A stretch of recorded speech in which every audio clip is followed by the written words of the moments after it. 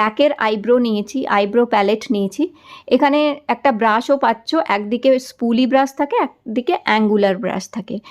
আগে আইব্রোটা আমরা আঁচড়িয়ে নেবো ব্রাশটা দিয়ে। এইবার দেখো এখানে 4টে শেড আছে।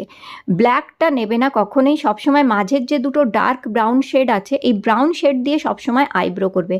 ডার্ক দুটো দেয়া থাকে আই শ্যাডো লাগানোর জন্য, কিন্তু মাঝের দুটো শেড দিয়েই সবসময় আইব্রো করবে। আইব্রো যখন করবে তখন আইব্রোর নিচের দিকটা মাঝামাঝি থেকে টানবে লাইনটা, তারপরে আঁচড়িয়ে নিয়ে মাঝখানে রং দিয়ে ফিল করবে।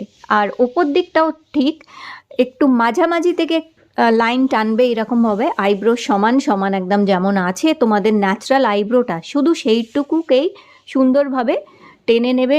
লাইন টেনে নিয়ে মাঝখানটা একটু করে রং নেবে, নিয়ে জাস্ট ফিল করে নেবে, এরমভাবে ঝেড়ে নেবে, একটু রং নিয়ে ফিল করে নেবে। আর সামনের দিকটা যা ব্রাশে থাকবে হালকা করে টেনে